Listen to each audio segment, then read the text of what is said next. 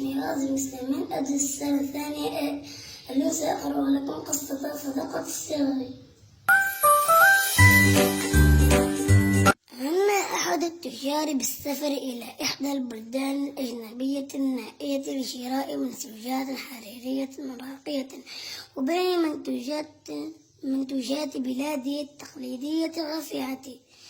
فجمع أبناؤه الثلاثة وقسم بينهم ثروته الهائلة قائلا لهم: عليكم أن تخفوا أموالكم لوقت الحاجة في أماكن حريزة تكون بعيدة عن الأنظار ولا يراكم فيها أحد، وإن لم يجدوا المكان الملائم لها فتصدقوا بما ترونه مناسبا لكم. وفي الغد حمل التاجر مؤونته وسلعه، وودع زوجته وأبناءه، وسافر إلى بلد استوائي نائم وماء، وصل حتى راح يتنقل من متجر إلى آخر عارضا سلعه القيمة على التجار، فلاقت لديه إقبالا متزاينا وإعجابا كبيرا، فاقتنوا ما طاب لهم من المصنوعات التقليدية النادرة، وتحصل الغريب على أموال طائلة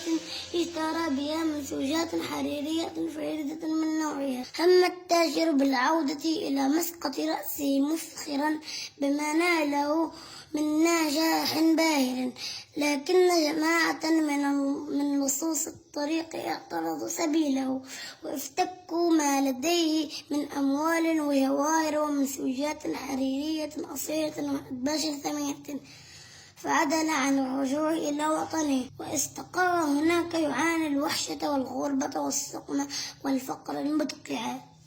وبعد سنوات قرر العودة إلى وطنه الحبيب، فجمع ما لديه من أموال وهدايا متواضعة واتجه إلى بلاده.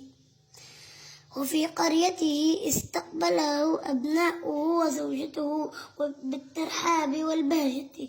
دنا منه ابنه الأكبر وسأله عن سر هزاله شديد واصفرار وجهه، وأخبره في حسرة عما حدث له أثناء غربته.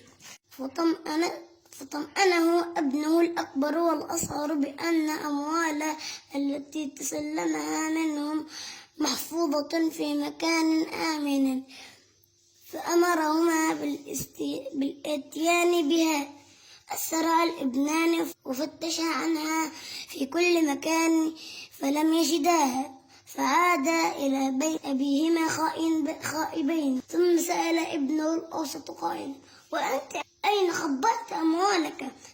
تلعثم الابن الأوسط وقال: تصدقت بنصف ثروتي في الفقراء والمساكين، وأعطيت نصف ثروتي أحد المهندسين العاطلين العمل لإنشاء مشروع، فشكره والده على ذلك. قضى أفراد العائلة أشهرا يعانون الفاقة والفقر المدقع، فعلم بهم الشاب المهندس الناجح في مشروعه فهب لإعانتهم، فساعد التاجر على إعادة فتح متجره من جديد، وكلف صديقه الابن الأوسط بالإشراف على إدارة أعماله، وأهدى الأخوين البقيان جوارا لإحياء أرضهم البور. وهكذا عادت السعادة الأسرة بفضل صداقة الصغر. انتهت القصة. أرجو أن أنالت إعجابكم. لا تنسوا